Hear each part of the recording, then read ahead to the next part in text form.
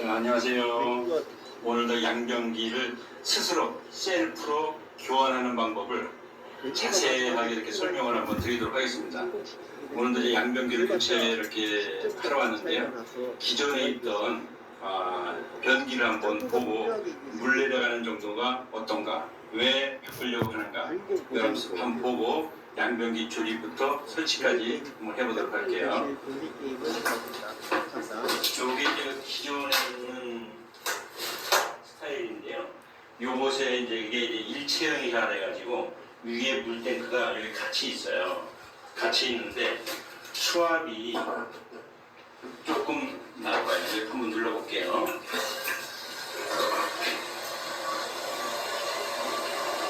이렇게 물이 완만하게 들어가면 이제 아메리칸 유럽 스타일이라고 그 동양인하고 유럽 사람하고 이 농도가 틀리다 그래요. 농도가 틀려서 유럽, 아메리카, 미국 사람들은 이런 정도 해도 물이 천천히 내려가도 문제가 없는데 한국 사람이나 동양 사람은 이 분기가 딱딱해가지고 이렇게 잘 안 내려간답니다. 그래서 그 집주인들이 답답해가지고 교환을 하려고 하는 그런 상태입니다.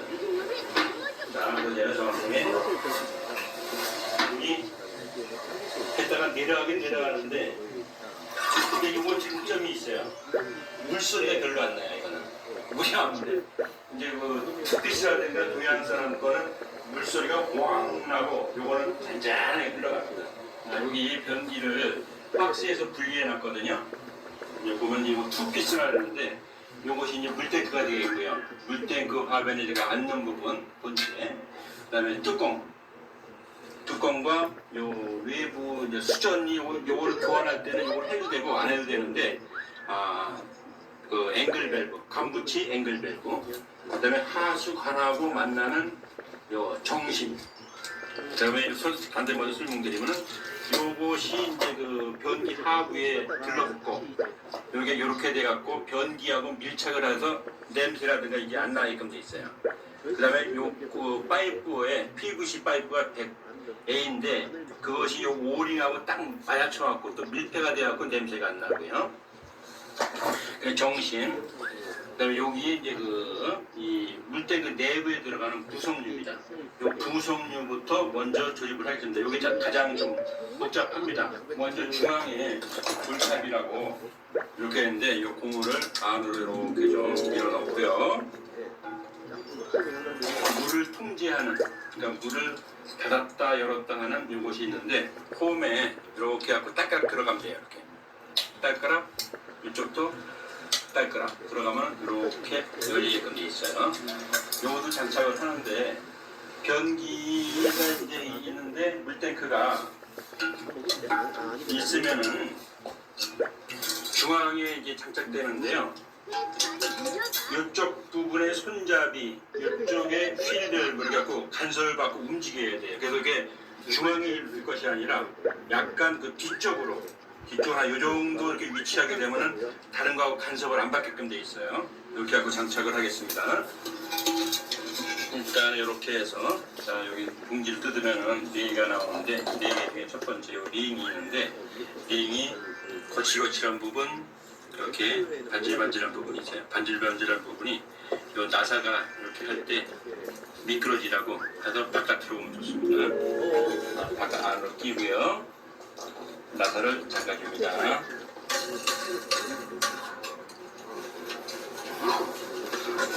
돌도 잠그고 여기서 위치가 정확하게 되는가 확인을 한번 해줘요. 이 정도 위치로. 그 다음에 요번에 이제 그 공구가 없이 요거를 이제 조립을 다 할 건데요. 공구가 없더라도 공구를 쓰는 것만큼 튼튼하게 무란색에 장착을 할 거예요. 그거의 핵심이 뭐냐면은 여기에도 이제 고무가 있는데 고무들이 이렇게 누르면 쿠션 역할을 하잖아요. 고무가 원래 갖고 있는 본래의 성질이 있어요. 성질이 있는데 누르는데 한두 개씩 이게 누르게 되면은 이게 파괴가 됩니다. 고무줄을 이렇게 늘어난다고 늘리다가 너무 많이 늘어나면 어떻게 돼요? 고무줄이 끊어지잖아요.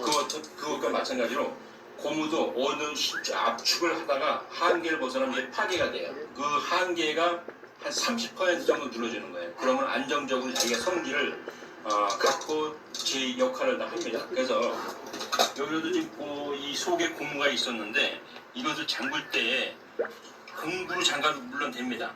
하지만은 이 속에서 안으로 요 바깥으로 고무를 눌러주면서 잠그게 되면 더 돌아가요. 이렇게 돌아가잖아요. 이렇게 돌아가면 공구를 꽉 잠그한 거 비슷하게 튼튼하게 잠길 수가 있어요. 그래서 공구가 없이도 요거를 잠글 수 있다. 이런 말입니다. 자, 요것은 중간에 이렇게 끼워줄 겁니다. 이렇게 해주고요.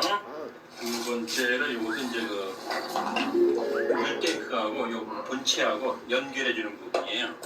저도 고무가 이렇게 되게 끼워주고 너트가 4개가 있는데 얇은 거를 하나 잡아요. 얇은 거. 여기 두께가 차이가 나요. 이렇게 얇은 거를 하고 여기다가 이제 저쪽에서 이쪽으로 올 건데 저쪽 안에서 이쪽으로 안 보고 꽂기가 불편하잖아요. 그럼 손가락 같은 걸 그냥 집어넣고 그럼 저쪽에 손가락이 만져질 거 아니겠어요?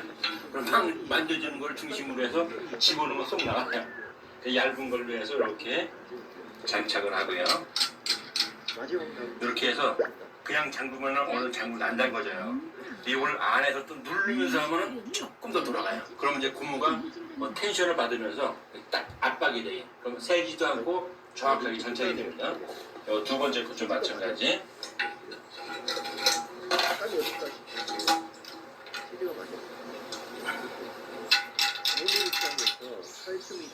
근데 어느 정도에서 속에서 누르면서 잠그면 됩니다. 자, 그리고 요것은 하부하고 교체하면서 요 밑에서 조일 건데 이 왔다 갔다 보면 분실염로가 있거든요. 여기다 살짝 이렇게 잠가놨다가 나중에 풀어주면 됩니다. 자, 다음은 이 휠밸브. 둘의 역할을 하는 건데 이게 위를 다 쓰면은 물이 땡겨서 수업을 하고 이게 내려오면은 물이 이렇게 수돗물이 나오게끔 돼 있어요. 이거 장착하기 전에는 이렇게 물이 나가는 호스를 먼저 연결을 해주고요. 이렇게 자 여기 구멍이 있죠. 여기다가 이렇게 장착을 할 겁니다. 들어가는데 이 호스가 왔다 갔다 하는 위치는 중앙 정도로 갈 거예요. 이렇게 중앙도는 간섭을 안 받게끔 돼 있어요. 이렇게 하고 여기 안녕하세요, 별국입니다. 장갑입니다. 키즈짱 더센베스 나랑 갖고 먹자입니다. 이것도 이제 오늘 잠궈갖고 이 안에서 방향을 다시 한번 확인해줘요.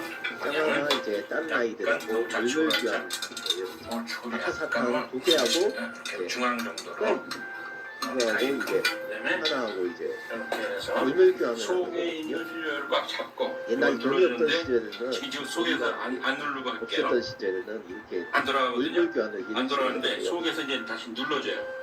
눌러주면서 하면 또 돌아가요. 물을 이렇게. 귀하는 해보겠습니다. 그럼 이제 꽉 잠궈진 겁니다. 그 다음에 아카사탕 여기에 2개가 그 고압 좀 하나의 호스라고 가치가 있습니다. 벽에 있는 관부치 두 개는 앵글벨하고 만나갖고 변기 물통 몇 개가 연결하는 될까요? 건데요. 이것도 장가줍니다. 2개, 장가주는데 4개에서 바깥에서만 4개가 잠그되면 아까 휠밸브가 돌아가겠죠. 네. 여기에 있는 이 휠밸브를 꽉 잡고 조여줍니다. 이렇게 회전이 안 되라고. 이렇게 잠가줬고 됐고요. 다음은 손잡이.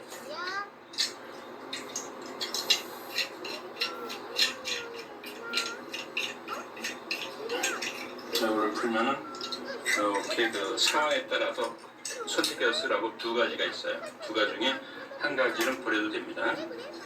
손잡이도 위아래가 있어요. 이렇게 홈이 있는 부분이 밑 하단, 예쁜 부분이 상단. 그래서 상단이 위와 있도록 장착을 하고요.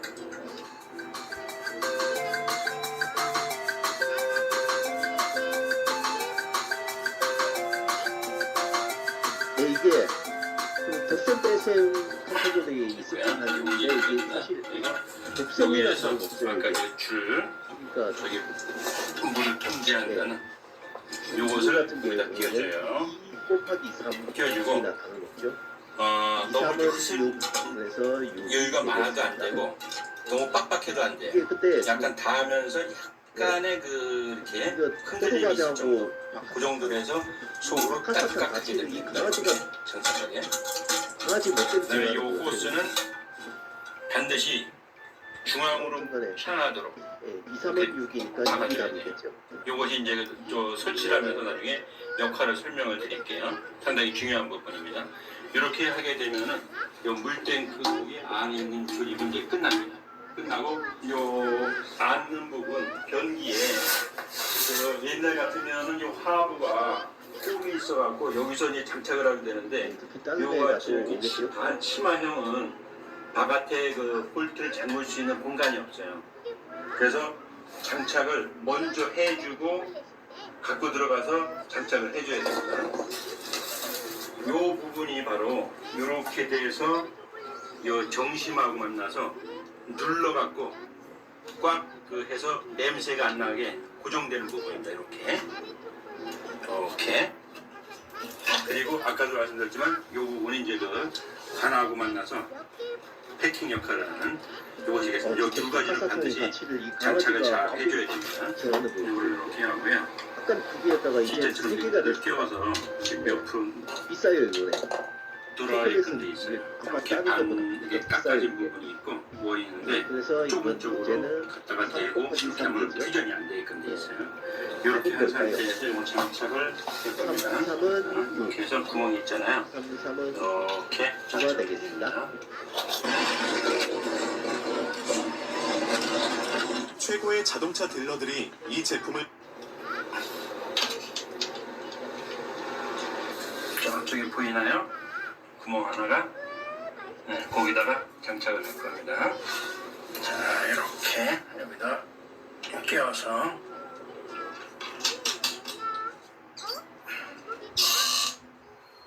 이 정도로 조여주고요.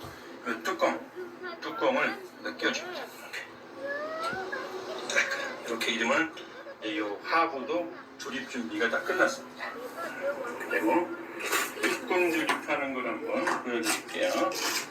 뚜껑을 조립하는데 저희 같으면은 옆에서 이렇게 잠글 수가 있었는데 이것도 커버가 되어 있기 때문에 옆에 잠그기가 힘들어요. 장착을 하면은 뒤에 손도 안 들어가기 때문에 그래서 장착을 하는데 네, 먼저 만두라서 더 장착을 비싸졌습니다. 해도 되고 만두 하나가 아니면 이거는 박스사탕 쉽게 4개가 하기 위해서 됐어요.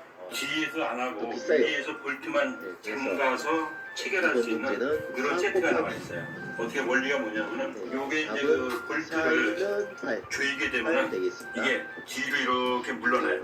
이렇게 당기죠. 그러니까 벌어지니까 이 벌어지는 힘에 의해서 딱 그 잠길 수 있도록 이렇게 됩니다. 자, 한번 당겨볼까요?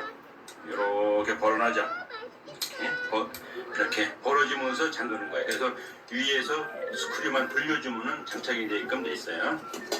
요거를 이제 장착할 때는 사인펜 하나를 준비하면 좋아요. 이렇게 위치를 하고 좌우 다 먹었어요. 앞면 다른 데 이렇게 맞춰주고요. 앞면하고 좌우를 맞춰주고 어느 정도만 이렇게 맞았잖아요. 그러면은 여기다가 이제 표시를 해줘요. 위치가 어딘지 위에 옆에 그 약간 깨졌어요. 조금만 표시를 해요. 이렇게 하고 이걸 뺄 겁니다. 그러려면 저기 보이잖아요. 저기 보이면은 여기 이제 다 먹은 분해를 하는데 요 빨간 버튼을 딱딱 누르면 여기 딱 나오게끔 있어요. 화사탕보다 더 맛있는 거 그리고 먹었다. 이거를 다시 조립할 때는 이건 이렇게 하고 딱딱 하면 이렇게 우선 이게 안 빠져나가요. 예. 분해할 때는 눌러서 시장에서는 떼고, 이게 더 그래서 여기다가 이렇게 되는데 사실 이것만 먼저 장착을 해주면은 이렇게 이제 그 아까 볼펜을 찍었던 부분을 이렇게 유사하게 맞출 수가 있잖아요. 이렇게 맞춰갖고 조립을 하는데 이렇게 맞춘 상태에서 이걸 넣어갖고 위치를 잡는 거예요. 이렇게 그럼 다시 한번 이렇게 보이고 살짝 보이고 이 정도 되면은 장착을 해도 안녕하세요. 위치가 잘 맞을 거예요. 키즈 짱 처음한 거예요. 당나귀 물 기록이 있다. 제가 이걸 갑자기 못한 게 이건 제가 작년 해서 특정 기간에 올렸던 영상 나중에 이걸 갖다가 왜 끼기만 하면 됩니다. 근데 이제 그 조립할 때 불편하니까 요건 다 최종적으로 알림이 떠가지고 안착을 하고 이 뚜껑을 작년에 조립하도록 올렸던 하겠습니다. 그래야 좀 잡기가 운반하는 데 편해요. 요 물탱크도 상황을 내가 이 직금 장착을 하면은 다시 좋은데 이게 지금 독이고 무게가 많이 덜수 나가요. 만든 건데 왜 이 하부의 이 치마 이 부분에도 증거가 삭제를 돼가지고 할 거거든요. 전에 거보다 굉장히 무거워. 들기가 힘들어. 예정인 그래서 영상을 덜수 많이 이 넘어가거든요. 물탱크 뚜껑 이런 거는 최종적 장착을 하고 앞으로 그다음에 예정인은 조립을 삭제된 하는 이런 모습을 말고 보여드리겠습니다. 이걸 많이 기존의 배우기 아까 좀 봤는데 기존 영상이 아무래도 물론 다시 한번 내려볼게요. 시를 한번 해볼까요? 대녹화를 하고 있는 거거든요. 아무튼 당나귀 물질 당나귀가 장가를 6마리 있고요. 이제 조용한 게 특징이고 장점이에요. 근데 아주 천천히 너무 천천히 들어가니까 좀 힘들어요. 변기를 요거 이제 그 해체를 하려고 해요. 해체를 하는 데는 먼저 요 광고지 앵글 램프라고 했는데 이건 한 가지를 하는 여기를 잠가지고 이 안에 있는 물을 먼저 버려요. 단어를 만드는 게임 같습니다. 이게 4 뒤에 오는 거 4, 5가 뭐예요? 4차? 1차, 2차, 3차, 4차 네, 물이 안 들어가요. 아니겠죠? 전부치는 사과? 과자를 걸러 여기서 사과 여기 보면은 이게 나사가 연결되어 있죠. 이거를 물을 기르는 거네.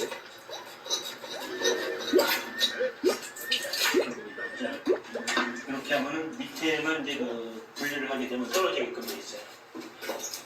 샤워를 흔들어 보겠습니다. 요즘 떨어졌네요. 그러면 차자를 아 이거 실패했고요. 비정상적이었던 편심을 썼고요. 정심이 아니라 그러니까 벽에서부터 변기의 중심까지가 빵꾸가 나 300mm인데 300mm가 안 될 때는 이렇게 그 편심을 씁니다. 아까 정심을 했는데 좀 바꿔갖고 해야 되겠어요. 이렇게 해갖고 분해를 하면서 여기 나오는 것은 지금 물을 옆으로 하면 봅시다. 사슴 사슴 맞죠?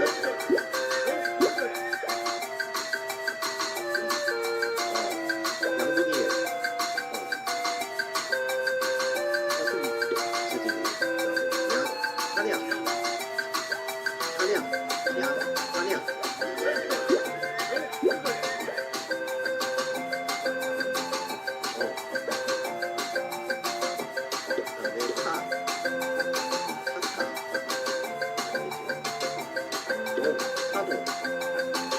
저희 동네 이름이 사동입니다. 여기 지금 제가 살고 있는 동네 이름이 사동이거든요. 아니겠죠? 밑으로 이렇게 눌러주면서 잠그게 되면은 중앙에 있는 부분과 납작해갖고 이게 신속하게 잘 잠겨요. 튼튼하게. 사지.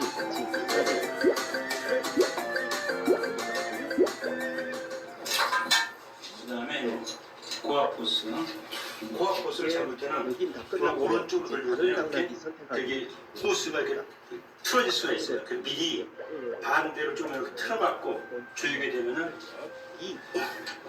그 틀어짐을 방지할 수가 있어요. 그리고 여기 원이 칠해지면서 기도? 돈이 있구나. 아까 이 포스가 요놈이 가운데로 돼야지만 열차가 이게 물이 돌아요. 이게 안 바깥으로 가게 되면 여기 물이 안 보여요. 기둥이 붙여지고요.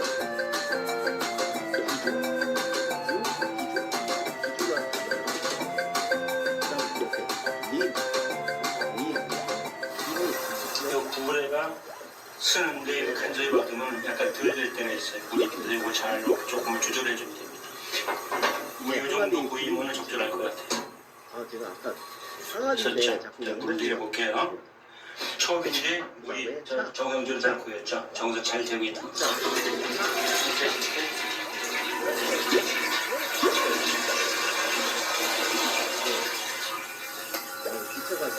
반찬은 정상적으로 잘 되고 있습니다. 기름,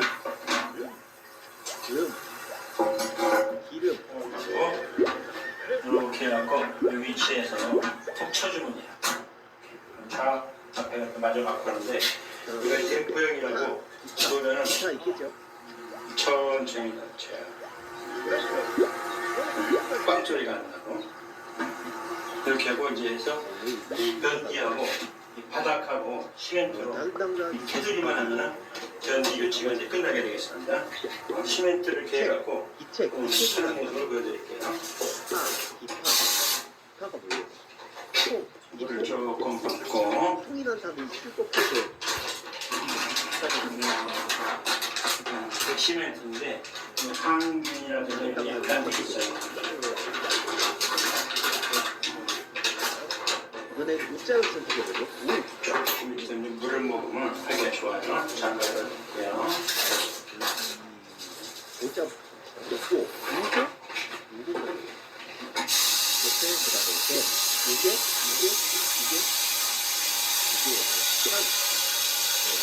우산 넣고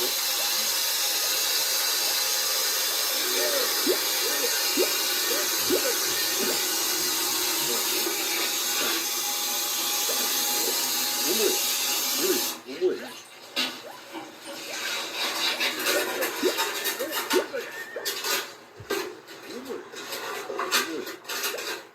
마자가 있고 이만한 단어는 있어요 사실.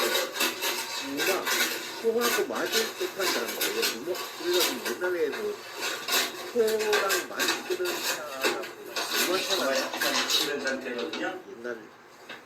옛날 쓰던 단어인데 이건 저희는 수가 있어요.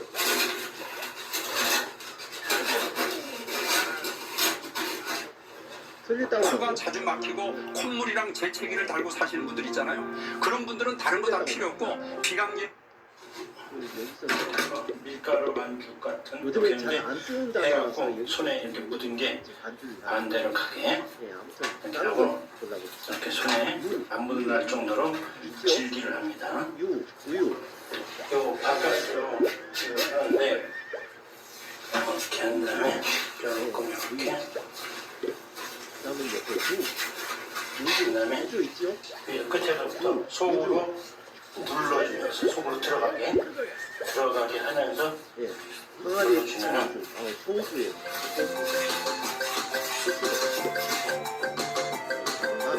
우박. 하늘에서 내리는 그래서 우박 있죠? 우박. 그거 준비해야 되겠죠.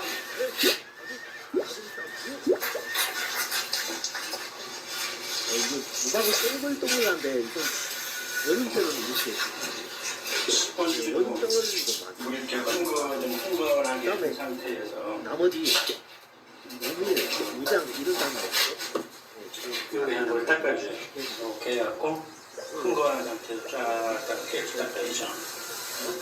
이렇게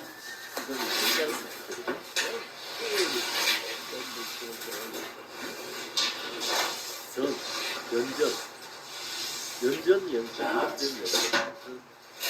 연기를 갖다가 수전에다 연결을 했고요. 뚜껑 했고 물탱크 연결을 했고 연속해서 이긴다 진다 뭐 물이 이제 아까 가기 전하고 내려가는 거 한번 보실까요? 틀렸다고 나올게.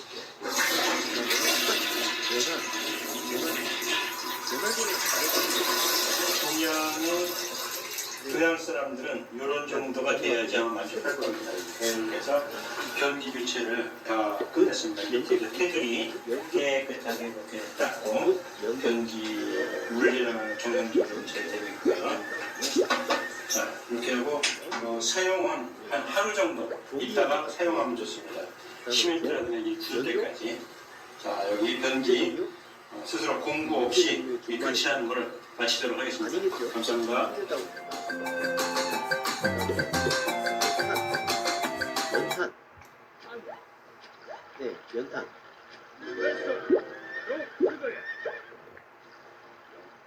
연탄. 있고요. 그다음에 연필. 연필.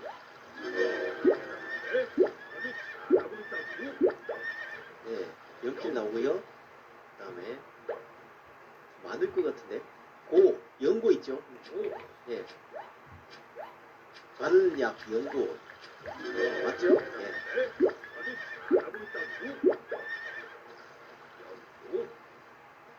그다음에 옆에 뭐 연뭐 연색 이런 단어 없고요. 예, 마지막으로 기 연기. 네, 마을버스가 차량 넉 대와 버스 4명을 들이받는 사고가 났습니다. 중국산 전기버스였는데요. 경찰은 버스의 결함은 없는지 국과수에 분석을 의뢰했습니다. 백승현 기자입니다. 그다음에 다른 당나귀 선택해보죠. 서울 성북구의 내리막길. 제한 속도가 시속 30km인 어린이 보호구역을 마을버스 한 대가 질주해 내려옵니다. 속도를 주체하지 못한 채 덜컹거리며 달려갑니다. 선 잠시 뒤 버스는 신호를 기다리던 차량 넉 대를 들이받고 맞은편 건물과 충돌한 뒤에야 멈춰섰습니다. 그다음에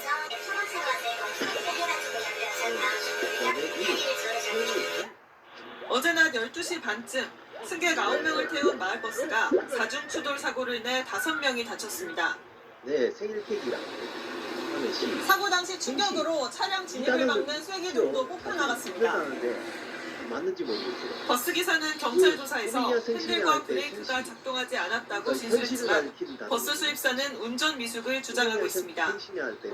사고가 난 버스는 지난해 9월과 올해 1월에도 내리막길에서 미끄러지는 사고가 났던 중국산 전기버스와 같은 모델입니다. 틀렸다고 나네. 국토교통부는 같은 버스에 사고가 있다면서 조사에 나섰습니다. 예.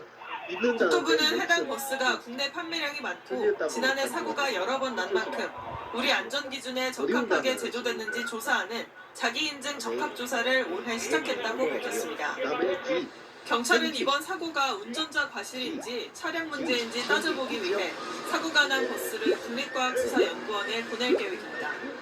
채널A 뉴스 백승현입니다. 그다음에 생마 뭐 그런 단어는 없죠.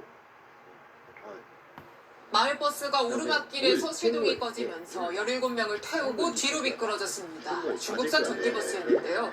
버스 기사들은 차량 결함을, 버스 제조사에선 운전 미숙을, 사고 원인으로 각각 주장하겠습니다. 이기상 기자입니다. 잠깐만 생물 다시 한번 내리막길 끝 마을버스가 멈춰서 있고 소방대원들이 부상자를 응급 처치합니다.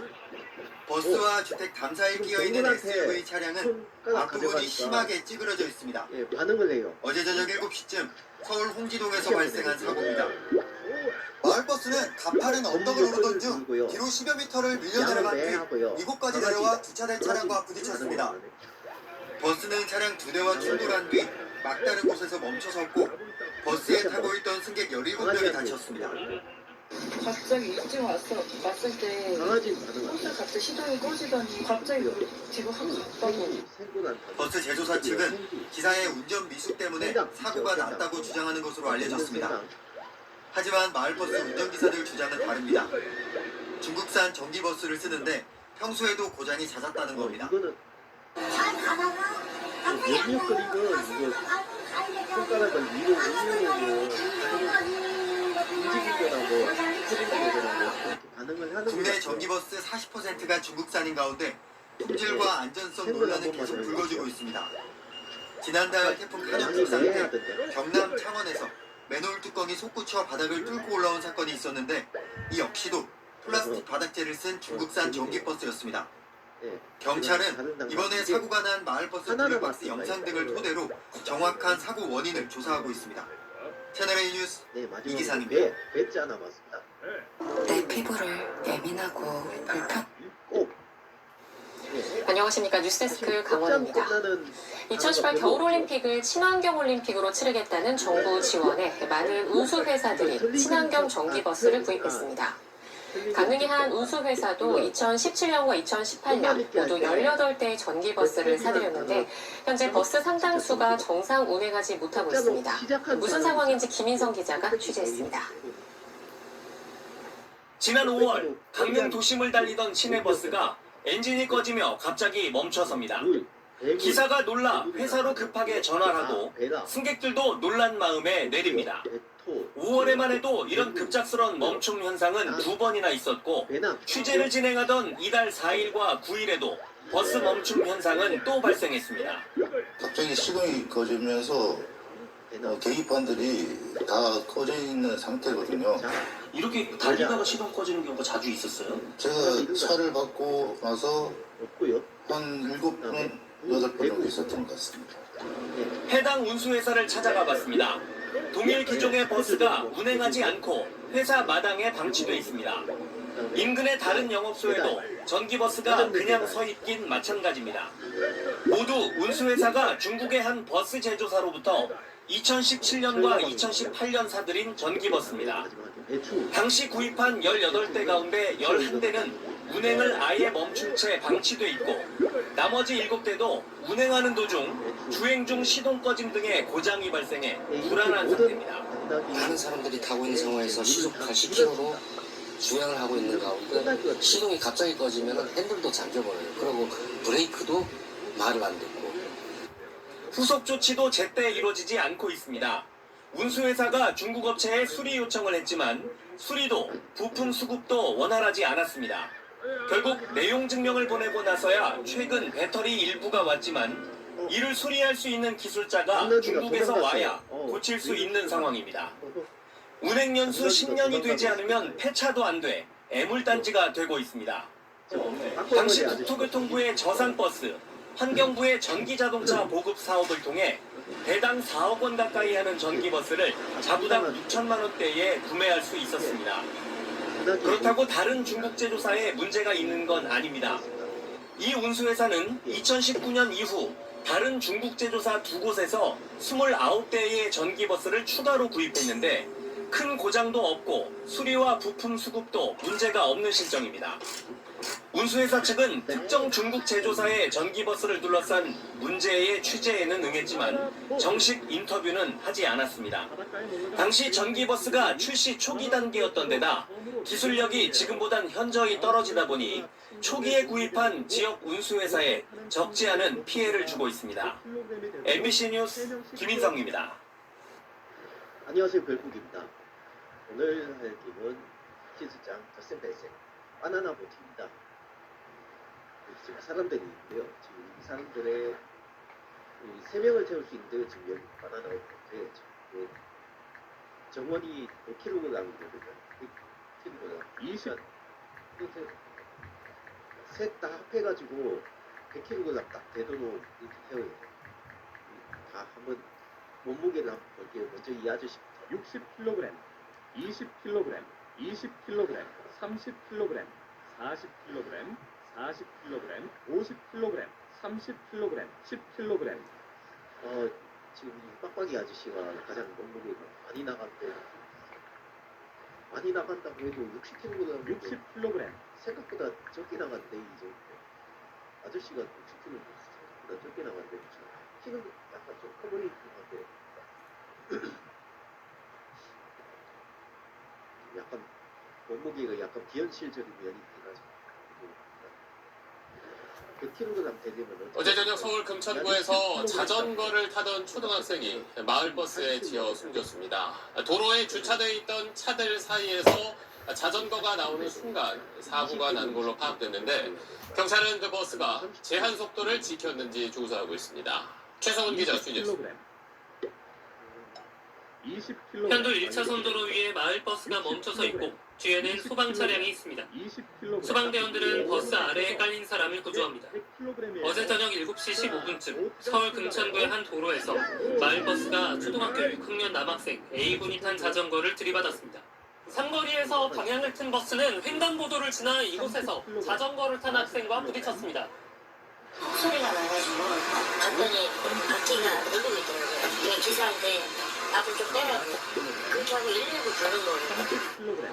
심정지 상태로 구조된 A군은 병원으로 옮겨졌지만 끝내 숨졌습니다. 아이 아빠한테 같이 스타트로 가봤나 봐요. 한국에 간다고 저희 애랑 친한 친구였어가지고. 경찰 경찰 조사 결과 사고 당시 길가에는 차량 여러 대가 주차돼 있었는데 차들 사이로 A군이 탄 자전거가 도로로 나오는 순간 사고가 난 것으로 파악됐습니다. 해당 도로는 어린이 보호구역은 아니지만 규정 속도는 시속 30km였습니다. 마을버스 운전기사 60대 B씨에게 음주나 약물을 복용한 정황은 발견되지 않았습니다.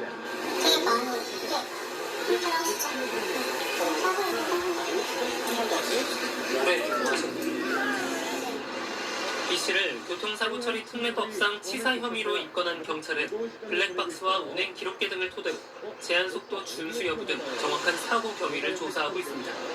SBS 최송입니다. 바나나 보트에 3명씩 100kg이 되도록 태워주세요.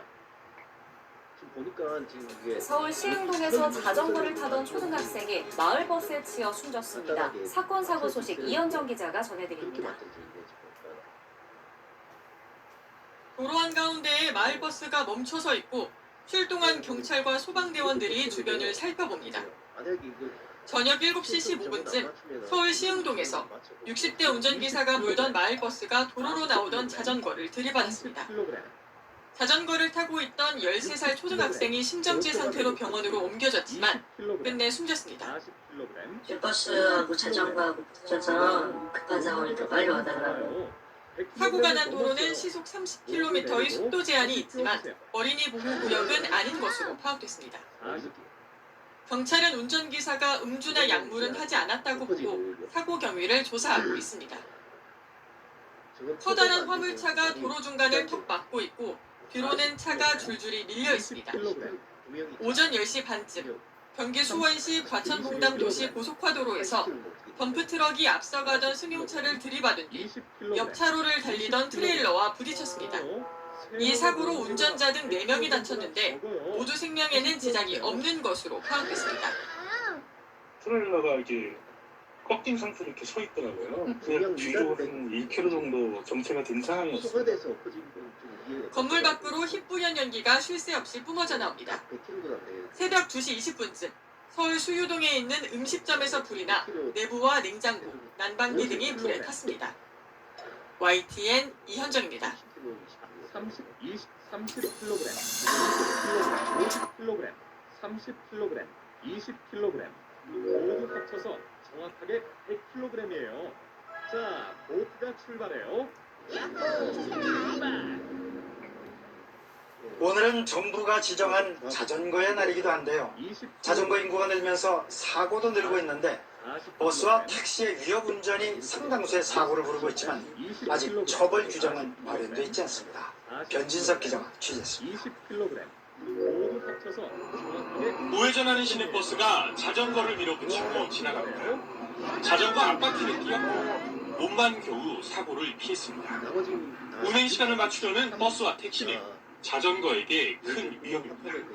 빨리 안 간다고 이제 뒤에서 트랙션 울리는 경우가 많아요. 그럴 때 위협을 느끼죠.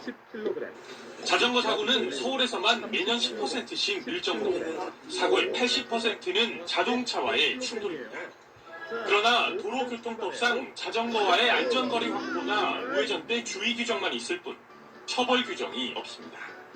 더 이상 당할 수 없다면 서울시와 함께 자전거 등록회가 직접 감시에 나섰습니다. 정부에서 위반 사항을 올려주시면 저희가 통계 수치를 분석해서 해당 업체에 통보하고 버스와 택시 업체도 할 말이 많습니다. 신호와 차선을 무시하는 자전거도 적지 않은데 왜 자신들만 문제 삼느냐는 겁니다. 바깥으로 나오니까 그게 차도로 나가는 거야. 자전거 보면은 무슨 위험 신호가 온 거예요, 저한테. 국내 자전거 인구 1,400만 명. 자전거 관련 규정이 명확하지 않은 상태에서 2005년 이후 자전거 사고로 연평균 300명이 목숨을 잃고 있습니다. KBS 뉴스 변진욱입니다.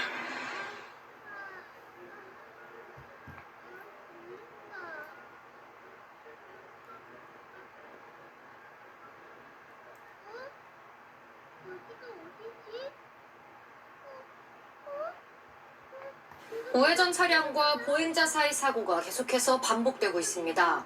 어제 경기도 안양에서 킥보드를 타고 횡단보도를 건너던 초등학생이 우회전하던 학원버스에 치여 숨졌습니다. 경찰은 운전자가 신호를 지켰는지 등을 조사하고 있습니다. 김민준 기자가 취재했습니다. 경기도 안양의 한 삼거리. 안녕하세요, 별국입니다. 멈춰서 있던 버스가 우회전을 위해 움직이기 시작하고 그 옆으로 킥보드를 탄 어린이가 빠르게 횡단보도로 다가섭니다. 어린이가 막 횡단보도로 내려섰는데 버스는 그대로 우회전했고 버스가 멈춰 섰을 땐 이미 사고가 발생한 뒤였습니다. 거기서 천천히 사람이 없으면 지나가다가 깜짝 놀랐죠. 일단 초등학생이라 됐다 그러니까 깜짝 놀랐어요. 어제 오후 4시쯤 킥보드를 타고 횡단보도를 건너던 초등학생이 50대 운전기사가 몰던 학원 통학버스에 치이는 사고가 났습니다. 근처에 있던 시민들이 응급조치를 한 뒤 경찰과 소방관이 인근 병원으로 이송했지만 아이는 끝내 숨졌습니다. 사고가 난 삼거리 현장은 우회전하려는 차량들이 많은 곳입니다.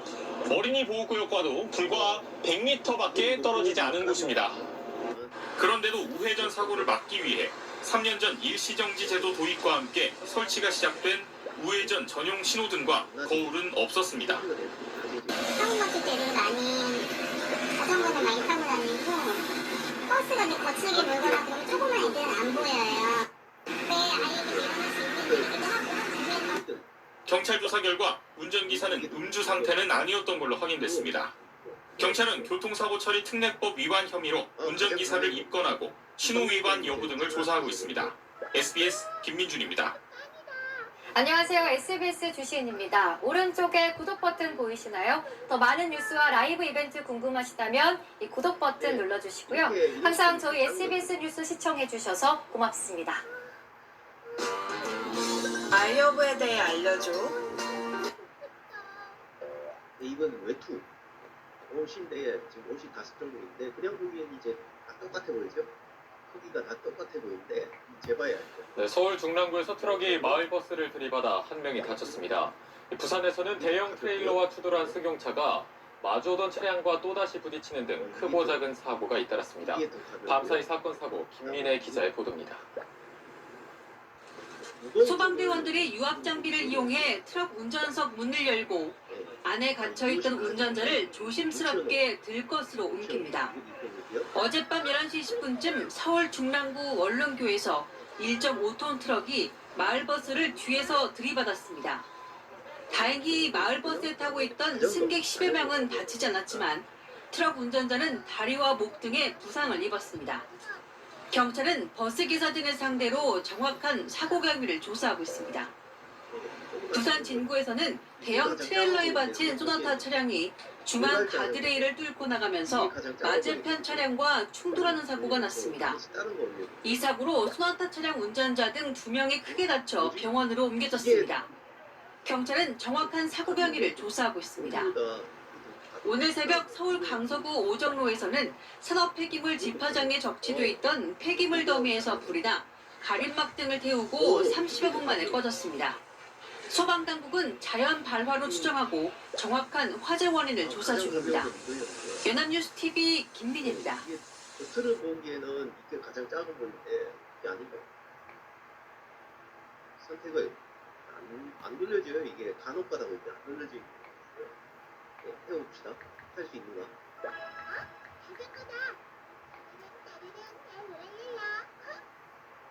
못 보고 있네. 작은 거 맞나? 장식품. 노란색 버스 옆부분이 심하게 찌그러져 있습니다. 안에는 아이들 옷가지와 가방이 뒤엉켜 있습니다. 또 4시 25분쯤 김제시 백산면에서 초등학교 통학버스와 대형 화물차가 부딪혔습니다. 당시 통학버스엔 초등학생 9명과 부설 유치원생 2명 등 모두 13명이 타 있었습니다. 나이갔어. 정신 없었어요. 중에 애들 꺼내려고. 애들 늘어져가지고 다 울어졌죠. 이 사고로 학생 5명과 40대 통학버스 안전지도사가 크게 다쳐 치료받고 있습니다. 또 학생 5명과 30대 버스 운전사도 다쳐 병원으로 옮겨졌습니다. 일부 학생 등은 차 안에 몸이 끼어 소방관들이 장비를 이용해 구조했습니다. 전북교육청은 인근 초등학교에서 하교 중에 사고가 난 것으로 보고 김제교육지원청에 대책본부를 꾸렸습니다. 경찰은 60대 화물차 운전사를 상대로 신호위반이나 빗길 미끄러짐 여부 등 정확한 경위를 조사하고 있습니다. KBS 뉴스 서윤덕입니다. 이게 가장 가벼워요. 얘다가 다른 거는 어차피 이게 좀 부서진 화물차 옆으로 노란 버스 한 대가 찌그러져 있습니다. 교통섬으로 올라탄 버스 안에서 사투가 이어집니다. 버스 뒷좌석에 끼어있던 초등학생 2명을 구조하는 겁니다. 어제 오후 4시 26분쯤 전북 김제한 교차로에서 14톤 화물차가 초등학교 통학버스를 들이박았습니다. 학교를 마치고 집으로 돌아가던 초등학생과 유치원생 11명, 안전지도사와 운전기사 모두 13명이 타고 있었습니다. 이 중 어린이 6명이 크게 다쳤습니다. 의식이 없는 3명의 어린이는 중환자실로 옮겨졌는데 위독한 상태로 알려졌습니다. 피 흘리는 애들도 있었고 몸이 축 늘어지는 애들도 있었고 좀 심각해 보이는 애들도 한 2-3명 있었고. 사고가 난 통학버스는 전기차였습니다. 이 옆에 훤히 드러나 보이는 게 배터리 팩입니다. 자칫 불이 나서 위험한 상황이 될 수도 있었습니다. 이 반대편에 있는 신호등과 한 번 더 부딪히면서 양옆이 완전히 찌그러졌습니다. 당시 버스는 학생들을 태우고 학교 정문을 빠져나가 300m를 간 뒤 사고가 났습니다. 처음 나오는 교차로에서 직진하던 중 화물차가 버스 오른쪽을 들이받은 겁니다. 경찰은 빗길에 60대 화물차 운전기사가 신호를 지키지 않은 것으로 보고 구속영장 신청을 검토하고 있습니다. JTBC 조영진입니다.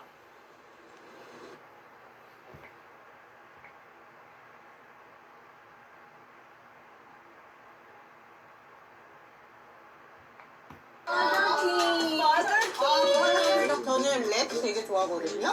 저희도요. 어제 학교 시간 초등학교 통학버스가 신호를 지키지 않은 걸로 보이는 14톤 화물차와 부딪혀 완전히 찌그러졌습니다. 이 버스에는 초등학생과 유치원생 등 13명이 타고 있었는데 6명이 크게 다쳤고 이 중 3명은 위독한 상태입니다. 정영재 기자가 취재했습니다. 부서진 화물차 옆으로 노란 버스 한 대가 찌그러져 있습니다. 교통섬으로 올라탄 버스 안에서 사투가 이어집니다. 버스 뒷좌석에 끼어있던 초등학생 2명을 구조하는 겁니다. 어제 오후 4시 26분쯤 전북 김제한 교차로에서 14톤 화물차가 초등학교 통학버스를 들이박았습니다. 학교를 마치고 집으로 돌아가던 초등학생과 유치원생 11명, 안전지도사와 운전기사 모두 13명이 타고 있었습니다. 이 중 어린이 6명이 크게 다쳤습니다. 의식이 없는 3명의 어린이는 중환자실로 옮겨졌는데 위독한 상태로 알려졌습니다. 피 흘리는 애들도 있었고 몸이 축 늘어지는 애들도 있었고 좀 심각해 보이는 애들도 한 2-3명 있었고. 사고가 난 통학버스는 전기차였습니다. 이 옆에 훤히 드러나 보이는 게 배터리 팩입니다. 자칫 불이 나서 위험한 상황이 될 수도 있었습니다. 이 반대편에 있는 신호등과 한 번 더 부딪히면서 양옆이 완전히 찌그러졌습니다. 당시 버스는 학생들을 태우고 학교 정문을 빠져나가 300m를 간 뒤 사고가 났습니다. 처음 나오는 교차로에서 직진하던 중 화물차가 버스 오른쪽을 들이받은 겁니다. 경찰은 빗길에 60대 화물차 운전기사가 신호를 지키지 않은 것으로 보고 구속영장 신청을 검토하고 있습니다. JTBC 조영진입니다. JTBC 뉴스를 시청해주셔서 고맙습니다. 저희는 저녁 6시 30분 뉴스룸에서 뵙겠습니다.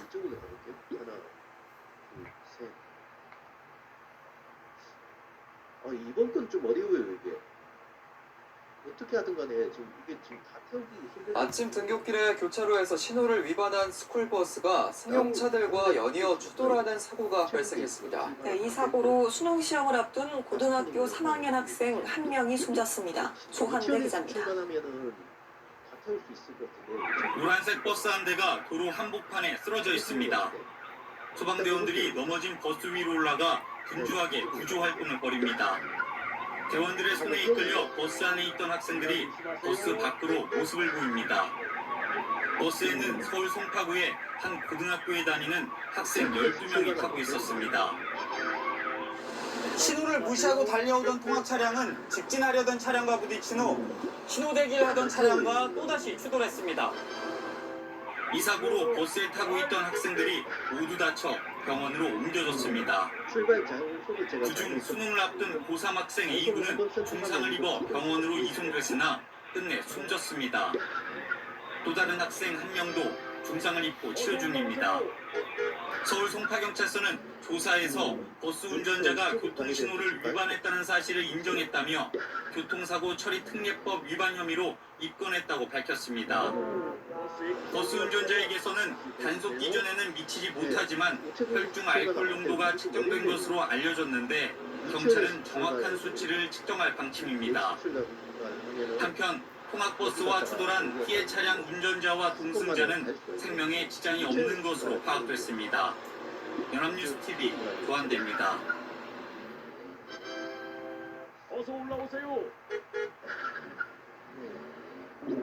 그다음에 이쪽으로. 어서 올라오세요. 이렇게 출발하고 이렇게 하고. 이 벌들은 정말 막을 수가 없잖아. 어떻게 이렇게 강하지? 난 처음엔 되게 쉬운 줄 알았어. 지난주 고등학생을 태운 통학버스가 승용차와 추돌하는 사고가 발생했습니다. 어린이 통학버스와 달리 중고등학교 통학버스는 관리 체계가 부실해 예견된 사고였다는 지적이 나옵니다. 신현정 기자입니다. 지난주 고등학생 1명이 숨지고 11명이 다친 송파구 통학버스 사고. 애초 사고가 발생한 통학버스는 관리가 부실했다는 정황들이 드러나고 있습니다. 사고가 발생한 학교는 위탁업체와 계약해 총 28대의 버스를 운용하고 있었는데 알고 보니 이 업체가 당초 계약과 다르게 버스 20대를 10개 각기 다른 운수업체에 재위탁한 상태였습니다. 통학버스를 운전한 A씨는 이 10개 업체 중 한 곳에 소속된 기사였습니다. A씨가 사고 전날 밤 음주를 한 사실도 논란입니다. 경찰 조사에서 A씨의 혈중 알코올 농도가 0.01%로 측정됐기 때문입니다. 다만 단속 기준에 미치지 않아 음주운전 혐의를 적용하기 어려운 상황. 전문가들은 중고등학교 통학버스를 관리할 제도적 장치가 없다고 지적합니다. 전혀 지금 관리가 되지 않는다고 보는 것이 맞다고 봐요. 책임감 없이 하다 보니까 이런 문제가 있는 거거든요. 어린이 통학버스와 달리 중고등학교 통학버스는 관할구청이나 경찰서에 신고할 필요가 없고 서행운전 등 안전교육도 의무가 아닙니다. 한편 서울 송파경찰서는 운전자 A씨를 교통사고 처리 특례법상 치사치상 혐의로 입건해 현재 구속영장 신청 여부를 검토하고 있습니다. 연합뉴스TV 신현정입니다. 그 다음에 이쪽으로 가고요. 유치원으로 출발. 네, 경찰이 폭행 혐의 등과 관련해 손석희 JTBC 사장을 설 연휴 이후에 조사할 예정이라고 밝혔습니다. 또 손 사장과 견인차 기사 간 통화 녹취가 공개되며 동승자 논란도 이어졌습니다. 김지수 기자입니다. 지난 2017년 4월 손석희 JTBC 사장은 과천의 한 교회 주차장에서 차량 접촉 사고를 냈습니다. 당시 사고를 당한 견인차 기사 A씨가 손 사장과의 통화 내용을 언론에 공개했습니다. 2단계예요, 이번에. 손 사장은 통화에서 A씨에게 당시 사건으로 프리랜서 기자 김모 씨에게 협박을 당하고 있다고 말합니다. A씨가 당시 차에 동승자가 타고 있다는 이야기를 했다는 게 이유라며 사실이 아니란 것을 재차 확인했습니다. 이에 A씨는 정확히 기억은 안 나지만 누군가 내리는 것을 봤다고 답하며 봤다 아니다를 놓고 몇 차례 말이 오갑니다. A씨는 손 사장의 차량이 사고 직후부터 계속 달렸고 이후 신호에 걸려 차 트렁크를 두드렸지만 무시하고 출발했다고 말합니다. 통화가 이뤄진 시점은 프리랜서 기자 김 씨가 손 사장을 폭행 혐의로 신고했다고 폭로하기 하루 전인 지난 23일. 김 씨는 오늘 손 사장이 폭행 사실을 인정하고 사과하면 모든 것을 용서하겠다며 본인에 대한 공갈 협박 등의 고소도 무고를 묻지 않겠다고 입장문을 냈습니다. 경찰의 손 사장 조사는 설 연휴 이후에 이뤄질 예정입니다. 손 사장은 폭행 사건의 피혐의자 조사와 공갈 미수와 협박 혐의로 김 씨를 고소한 무소인 신분 조사를 동시에 받게 됩니다.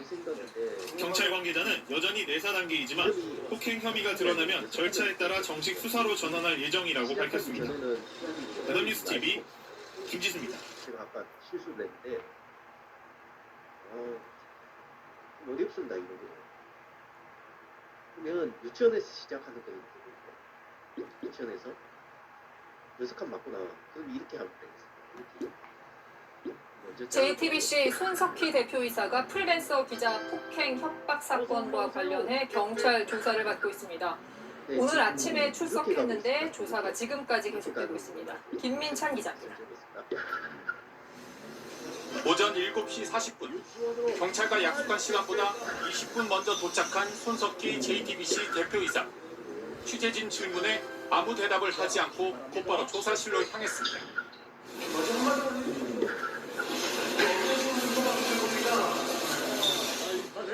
손 대표는 고소인이면서 동시에 피고소인이기도 하고 또 배임 미수 혐의로 고발당한 피고발인이기도 합니다. 여러 사건에 대한 진술을 모두 받아야 하다 보니 조사는 12시간을 넘겨 이어지고 있습니다. 우선 프리랜서 기자 김웅 씨를 고소한 사건에 대해 손 대표는 2년 전 발생한 접촉사고 취재를 빌미로 김 씨가 JTBC 취업을 집요하게 요구하며 협박했다고 주장하고 있습니다. 반면 김 씨는 손 사장이 먼저 기자직 채용을 제안했다고 반박해왔습니다. 경찰은 또 김 씨가 폭행과 협박, 명예훼손 혐의로 손 사장을 고소한 사건에 대한 진술도 듣고 있습니다. 김 씨는 손 사장이 주먹으로 얼굴과 어깨를 3차례 때렸다고 주장하고 있지만 손 사장 측은 손으로 툭툭 건드린 게 전부라고 해명해왔습니다. 이와 함께 보수단체인 자유청년연합이 손 대표가 회사 돈으로 김 씨를 지원하려고 했다며 배임 미수 혐의로 고발한 사건도 조사하고 있습니다. 경찰은 오늘 밤 늦게까지 손 사장을 조사한 뒤 조만간 김웅 씨를 소환할 계획입니다. MBC 뉴스 김민찬입니다. 전에 365일 중에 360일 정도를 얘한테 가야겠죠. JTBC 손석희 사장의 뺑소니 의혹을 수사하고 있는 경찰이 손 사장에게 출석을 요구하고 날짜를 지금 조율하고 있습니다. 손 사장을 상대로 대면 조사를 할 필요가 있다는 건데 경찰은 손 사장을 공개 소환할 예정입니다. 윤재민 기자입니다. 손석희 JTBC 대표이사의 뺑소니 의혹을 수사하는 경찰이 조만간 손 사장을 공개 소환하기로 했습니다. 피해 차주와 사고 조치에 대한 인식이 달라 서면 등이 아닌 직접 대면 조사가 필요하다는 판단 때문입니다. 경찰 관계자는 손 사장에게 출석을 요구했고 답변을 기다리고 있다며 날짜가 정해지면 공개하겠다고 말했습니다. 손석희 대표는 지난 2017년 4월 16일 경기도 과천의 한 주차장에서 견인차와 부딪힌 뒤 아무 조치 없이 현장을 빠져나갔다는 뺑소니 혐의로 조사받고 있습니다. 피해 차주 A씨는 손 대표가 사고 직후 달아났고 동료와 함께 3km를 쫓아가 붙잡았다고 말했습니다. A씨는 사고 당시 동승자를 목격했다고 언론에 밝히기도 했지만 경찰 수사가 시작되자 동승자를 보지 못했다고 진술했습니다. 손 사장은 접촉 사실을 몰랐고 경미한 사고여서 서로 합의했다며 뺑소니 의혹을 부인해왔습니다. 동승자는 없었다고도 주장했습니다. 앞서 경찰은 손 대표를 고발한 시민단체 대표와 피해 차주 A씨를 불러 참고인 조사를 마쳤습니다. TV조선 윤재민입니다. 피해 견인차 운전자가 기억하는 당시 상황은 이런 것이었는데 손 사장은 어제 입장문을 통해 이 사실을 알게 된 프리랜서 기자 김모 씨가 자신에게 지속적으로 취업 청탁을 하며 협박을 했다고 주장했습니다. 그러나 김 씨는 손 사장으로부터 폭행을 당했다는 지난 11일 직접 찍은 동영상을 공개하며 손 사장의 주장을 반박하고 있습니다. 자신이 취업을 시켜달라고 협박한 것이 아니라 오히려 손 사장이 사건을 무마하기 위해서 자신에게 같이 일할 것을 집요하게 요구하다가 벌어진 일이었다는 주장입니다. 이 역시 두 사람 사이의 대화를 직접 들어보시고 판단하시기 바랍니다. 백연상 기자가 취재했습니다. 강아지도 손석희 JTBC 사장에게 폭행을 당했다고 주장하는 김모 씨가 사건이 일어난 식당을 나온 뒤 손 사장과 대화를 나눕니다. 아무 손 같이 하지 않게 저는 분명히 제 뜻 말씀드렸습니다. 자꾸 소환해요. 김 씨는 곧바로 주점 바로 앞에 있던 상암 파출소로 들어가 손 사장으로부터 폭행을 당했다고 신고했습니다. 제가 방금 한 30분쯤 전에 JTBC 손석희 사장한테 주먹으로 2차례 얼굴을 가격당했거든요. 기록이라도 좀 남겼으면 좋겠는데. 친구 사고를 마친 뒤 파출소를 나선 김 씨를 기다리고 있던 손 사장은 다시 한번 같이 일하자고 권유합니다. 진짜 충분히 일하자. 너만 당사자가 아니고 나도 당사자잖아. 너 좀 일 좀 시켜야 되겠어. 다른 사람 찾으세요. 뭘 찾아?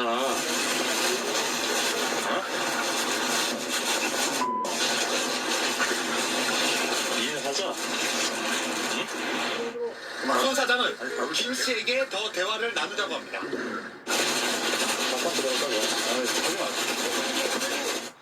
파출소로 다시 들어간 김 씨는 경찰의 도움을 요청했습니다.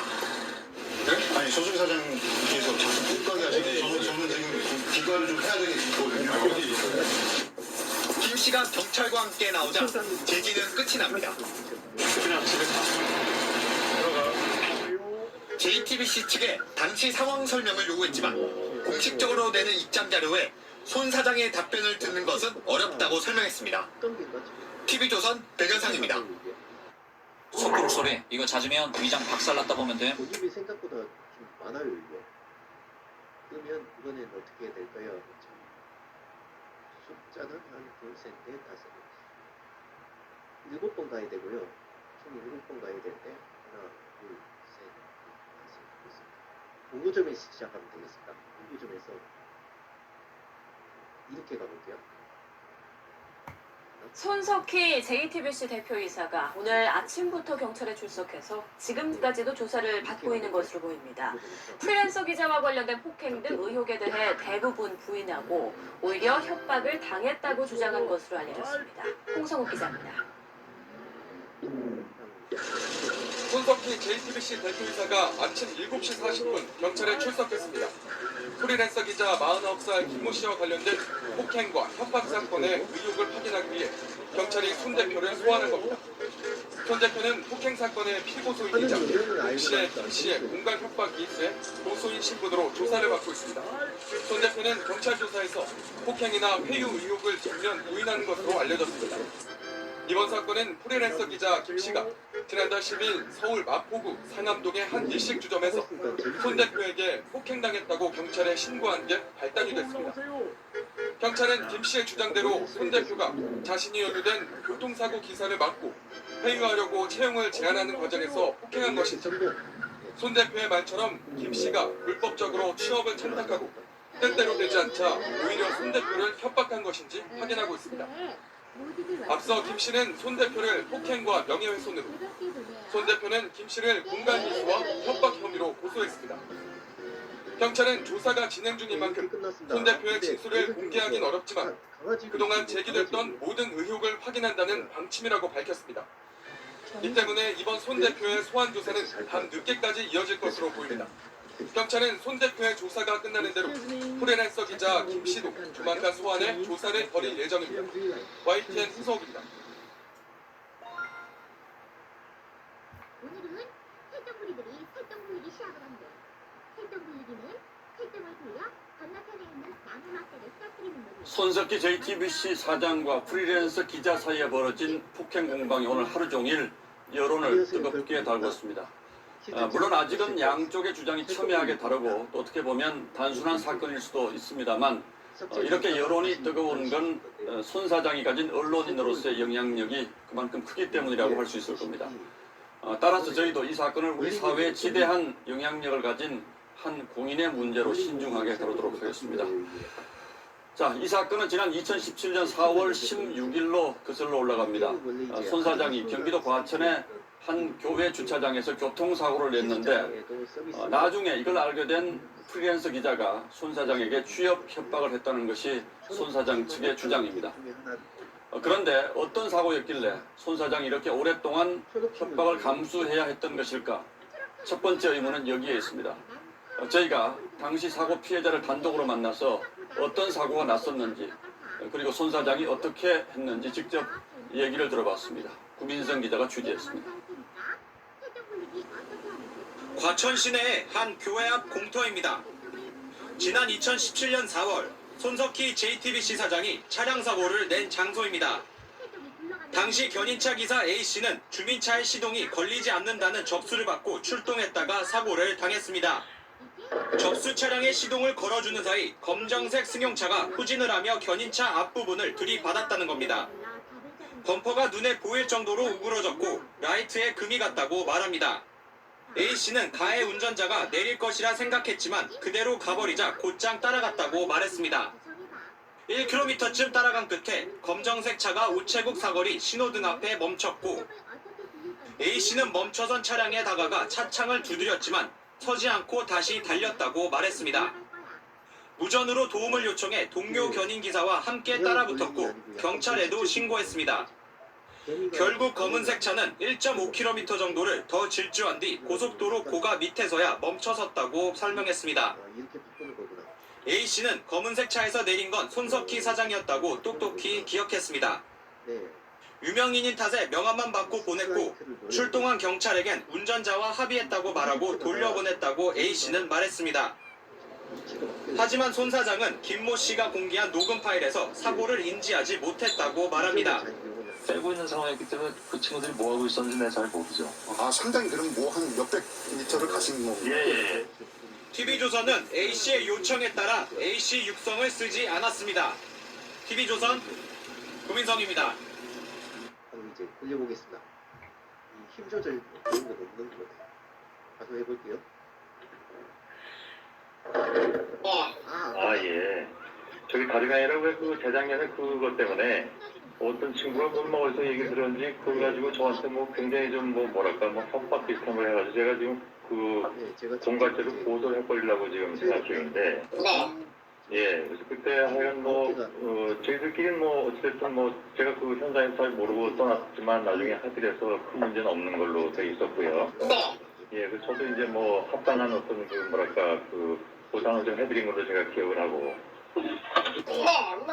병원 차수비하고 병원비하고 해서 제가 얼마 받은 걸로 알고 있습니다. 예. 근데 그래서 이 친구가 갑자기 또 엉뚱한 소리를 해대가지고. 어떤 친구가요? 예, 우리 선생님이 차에 봤는데 무슨 그 젊은 여자가 타고 있었더라 이런 얘기를 했다고 저한테 협박을 해가지고. 그런 사실이 없었거든요, 아시는 것처럼. 예, 선생님도 물론 차 안에 확인하시진 않았지만 당연히 아셨으리라고 보고요.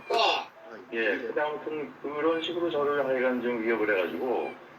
아이고 내가 이게 참 얼굴 팔려가지고 산다는 게 참 피곤하구나 요즘 이렇게 생각을 하고 있습니다. 안 그래도. 누가 그렇게 한다는 거죠? 모르겠어요. 선생님을 만나본 적도 없는 것 같은데 하여간 레카차 운전하시는 분이 그렇게 얘기를 했다고 저한테 거짓말을 하는 바람에. 예. 아무튼 그래서 이 친구를 그냥 고소를 해야 되는 그런 상황이 돼버렸는데. 예, 혹시 나중에 만에 하나 증언이라도 좀 필요하시면 그때 좀 말씀을 해주실 수 있겠어요? 글쎄요. 조금. 왜냐면 지금은 제가 그쪽 업체에 없는데. 저도 아직 이쪽 일을 하고 있는데. 그렇죠. 예. 근데 막말로 이렇게 둘 다 하면 모를 것도 아니고. 그러게 말이에요. 예, 그러니까 아무튼 그냥 제가 그냥 여쭤본 걸로 할게요. 그러면 그놈 얘기하는 건 너무 말이 안 되는 거라서. 근데 말이 안 되는 거일 수도 있는데요. 글쎄요, 지금 녹음을 하고 계신지는 모르겠는데. 아니요, 그건 하지 않아요. 예. 아니, 우리 소장님께서 아니다라고 그러시면 제가 드릴 말씀은 없습니다. 근데. 예. 제가 현장에서 여자분이 내리는 거를 봤거든요. 아니, 여자분이 내린 적이 없어요. 그래요? 예. 아니, 같이 계속 쭉 계셨기 때문에 아시잖아요. 계속 경찰. 제가 잘못 봤을 수도, 어두워서 잘못 봤을 수도 있는데. 아니, 큰 길가에서 누가 이렇게 내려서 가겠어요? 아니요, 큰 길가는 아니었어요. 저희 교회 뒤였거든요. 예, 거기서 내린 사람 없어요. 그래요? 그런 건 없나 보죠. 제가 잘못 봤을 수도 있는데. 저는 그렇게 봤었는데. 아니에요. 그건 왜냐면 이거 정확하게 말씀 안 해주시면 나중에 제가 이 친구를 고소하게 되면. 같이 피해를 입으세요. 그러니까 그건 정확하게 해주셔야 돼요. 왜냐하면 이건 사람의 프라이버시하고 관련된 문제인데 거기서 내린 사람 없어요. 잘 아시는 것처럼. 저는 그냥 모르고 그냥 떠났고 나중에 이제 쫓아오셔가지고 같이 만났잖아요. 네네네네. 예, 그 사이에 뭐 내릴 사람이 없어요. 아니 그 사이에 내렸던 사람이 아니라요. 예, 예. 근데 저는 어두워서 정확하게는 기억이 안 나는데 예, 예. 이미 그 자리에서 그분은 내렸고 아니, 내린 사람이 없어요. 정말로 없어요. 아, 예, 그런 건 없나 보죠. 제가 잘못 봤을 수도 있죠, 그거는. 그럴 리가 없어요. 그렇게 해서 이제 우리 선생님께서 이제 후진으로 나가는데 저를 쫓았고 예. 그 다음에 이제 제가 선생님 차량을 쫓기면서 멈추라고 했는데 맞아요. 예. 안 멈추시고 그냥 가셨어요. 그래서 제가 따라갔던 거고요. 차가 막 이제 덜컹덜컹 거기 가면 비포장 그렇죠, 예. 예, 그래서 저는 그걸 모르고 그냥 제가 또 그때 소피가 좀 마려워가지고 급히 떠났거든요. 예. 아니 그러면 그 상황에서 만약에 제가 두들기고 이렇게 했으면 그분이 내렸다가도 뭐 왜 그러냐고 뭐 물어봤을 수도 있는데 그런 건 없었으니까. 그걸 전혀 제가 몰랐어요. 아, 예. 그냥 막 떠났다가 나중에 만나 뵙고 이거 그래서 그건 현장 이탈은 아니라고 제가 얘기를 들었고요. 예. 근데 뭐 이 친구가 하여간 뭐 이상한 소리 해야 돼가지고 그래서 이제 제가 혹시 친구가 또 뭐 선생님한테 뭐 엉뚱한 소리 할까봐 비비는 건가 그 봐요. 사람 이름이 뭐예요? 그 정확하게 잘 몰라요. 아, 그래요? 예. 우리 때도 왔어요. 예, 근데 뭐 만약에 잘못된 일이 있으면 예. 해드려야죠. 어쨌든 뭐 그런 거 가지고 나쁘게 하면 잘못된 거니까 그거는. 예. 선생님한테 뭐 이렇게 뭐 나중에 증언해달라 이런 얘기는 뭐 분명히 안 할 텐데. 네네네. 예, 그래도 하여간 그걸 정확하게 해야 되기 때문에. 근데 아까 뭐 말씀하신 것처럼 뭐 누가 내렸다 이 사실은 정말 아니에요. 아, 예. 제가 잘못 봤을 수도 있어요. 그러면 어두웠으니까 그쪽에는. 만약에 불빛이 하나도 없었거든요. 예. 특히 그게 부딪히기 전에 말씀하시기를 부딪히기 전에 상황이잖아요. 네, 그렇죠. 예, 그때도 내린 사람은 없어요. 네, 그럼 만약에 내렸던 사람이 있다 그러면 부탁드리고 제가 이렇게 차를 두들겼을 때 예. 와서 뭐 왜 그러냐라고 얘기를 했겠죠. 근데 그런 건 없었으니까 제가 착하게 했을 수도 있어요. 그건 어두워서. 네. 예. 알겠습니다. 예. 근데 아직도 그런 나쁜 짓을 하고 다니는 사람들이 있어요. 참 제가 그때 그냥 경찰하고 같이 얘기를 했으면 그냥 얘가 깨끗한데 이런 식으로 그냥. 네. 아무튼 그때 예. 그만 뜨세요. 예. 뭐 잘못된 거는 저희해야죠. 예. 잘 알고. 풍선됐다. 예. 사업 잘 하시고요. 예. 고맙습니다. 예. 아이오브에 대해